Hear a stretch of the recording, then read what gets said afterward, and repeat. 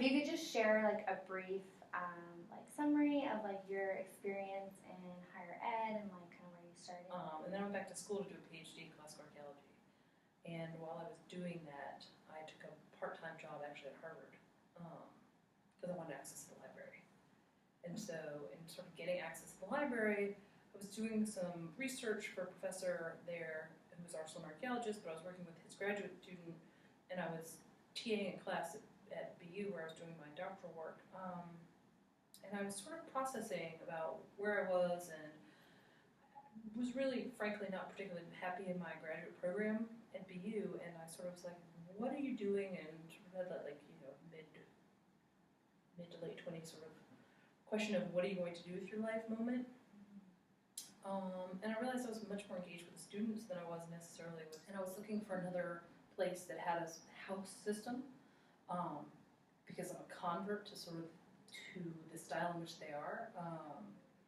In this position, there was a position open at the University of Chicago that was the director of housing, and that meant overseeing the community life aspects, the residence life piece, but also the administration piece, the occupancy, and overseeing the entire 10 years at Harvard, 8 in housing.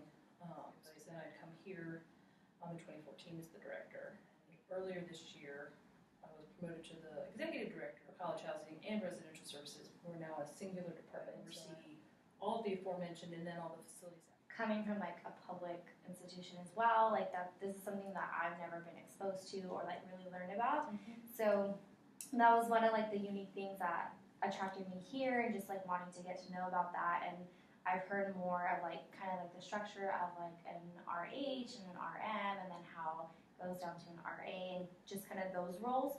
So with that in mind, like how does that work for the students here at UChicago, like having that structure, and like do you see that changing in the future? The RAs here don't have that role to provide that level of sort of educational co-curricular programming. They are activated around educational conversations with students, which is they might be talking about some piece of classroom experience at a house table or with a student at a different type of study break program, but there's not that prescribed program in that capacity. They're also not responsible, broadly speaking, for discipline. So the role of the RA here is often the resident heads will refer to them as sort of the eyes and ears of their community. They live in, they're all 3rd and 4th year students. We don't have any 2nd year. I had one 2nd year student. They're all 3rd and 4th year students. They've lived in housing, usually for the first 2 years. And they are sort of present and activated and socialize with the students, but also students know that they're there to provide resources and support for them. It's a resident head that often triages sort of low-level situations, noise, or alcohol, or smoking, or those sort of conversations.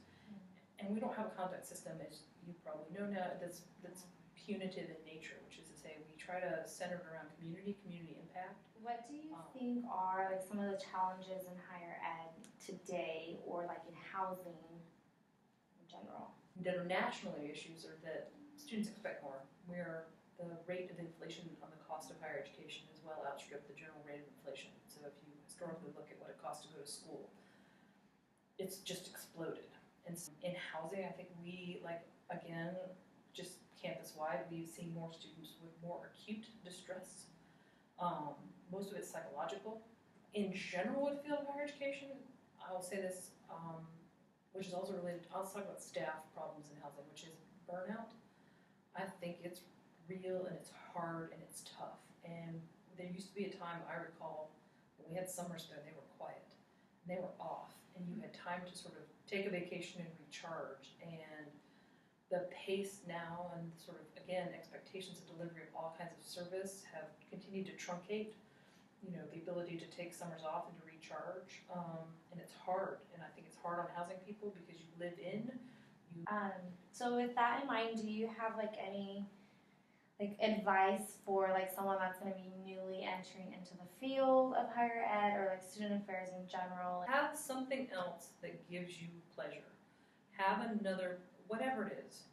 If it's reading, if it's knitting, if it's cross-country running, skiing, whatever it looks like.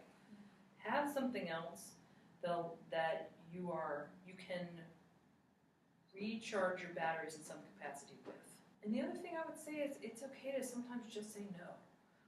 We don't do that very often. It's okay to say to a student, I really appreciate that, but no, I can't go to that event. Like as a whole, the university is like preparing itself to face like further critical issues that have come up. Like I know you mentioned how like just pertaining to the demand of the student and like we try to do is to reflect on the year.